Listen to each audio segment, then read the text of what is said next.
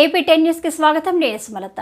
నెల్లూరు జిల్లా కావలి నియోజకవర్గంలో చెరువులను అక్రమార్కులు ఆక్రమించి అక్రమ కట్టడాలను కడుతున్నారని, దీనివల్ల సాగు త్రాగునీరు కొరత ఏర్పడుతుందని దళిత సంఘర్షణ సమితి నెల్లూరు జిల్లా అధ్యక్షుడు ఎస్ మల్లి ఆరోపించారు. ఆయన దళిత నాయకులతో కలిసి ఆర్డీఓ కార్యాలయంలో ఆర్డీఓ షీనా నాయక్కు వినతి పత్రం అందజేశారు.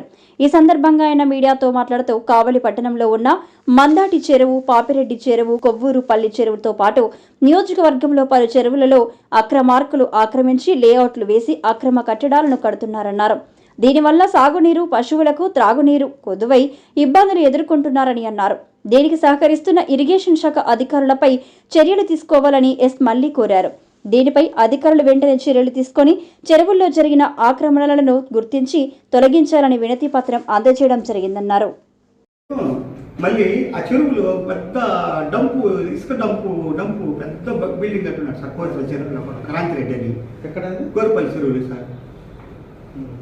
పెద్ద గోడౌన్ సార్ అది. దాని మీద ప్రతి చెరువు మీద కొంచెం ఎంక్వైరీ చేయాలి. వెంటనే తొలగించాలి. కబ్జాలు వెంటనే తొలగించాలి. చెరువుల్లో కబ్జాలు వెంటనే తొలగించాలి. కబ్జాలు వెంటనే తొలగించాలి. సార్, మేము ఈరోజు మన ఈ కావలి డివిజన్లో చెరువుల ఆక్రమణపై, చెరువుల కబ్జాపై మన ఆర్డీఓ సార్కి విన్నవించాము. అయ్యా, కావలి డివిజన్లో ప్రతి చెరువు అదృశ్యం అయిపోతుంది. ఆ చెరువులు లేకపోతే పేదవాడికి నీళ్లు, బావుల్లోకి నీళ్ళు రావు.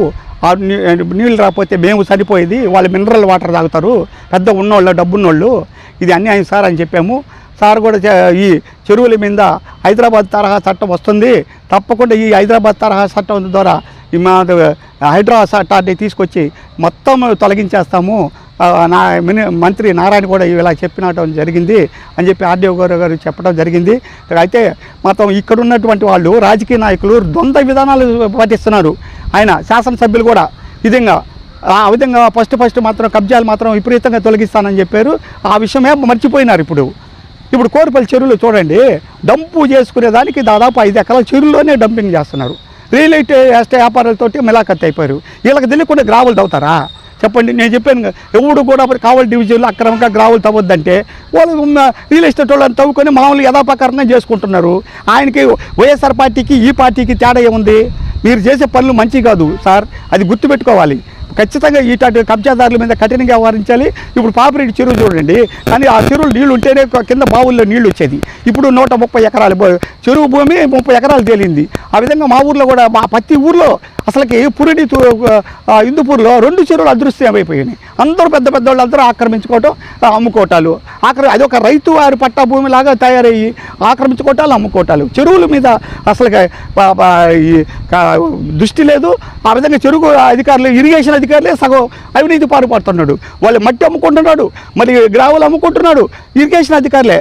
మళ్ళీ ఆ రియల్ ఎస్టేట్ వాళ్ళు చెరువులు ఆక్రమించుకుంటే వాళ్ళకి సహకారం చేస్తున్నారు. మళ్ళీ ఆ పార్టీ వాళ్ళు చెప్పారు కాబట్టి మేమేం చేయలేమని ఈ విధంగా చెప్తున్నారు. వైఎస్ఆర్ పార్టీ వాళ్ళు చెప్తే 6 ఎకరాల చెరువు భూమి ఇస్తావా కోరిపల్లిలో ఇరిగేషన్ అధికారి ఇచ్చి ఇతను కూడా 30 లక్షలు అమ్ముకున్నారంట. ఈ 30 లక్షలు నా డబ్బులు అని చెప్పి వాడు రియల్ ఎస్టేట్ వాడు వీళ్ళందరూ ఎంటబడి తిరుగుతున్నాడు. ఇదంతా ఒక పెద్ద మిలాఖత్తు. ఇదంతా కూడా స్థానిక నాయకుల దగ్గరకు వెళ్ళేది, ఇది మామూలుగా అడిచివేసేది.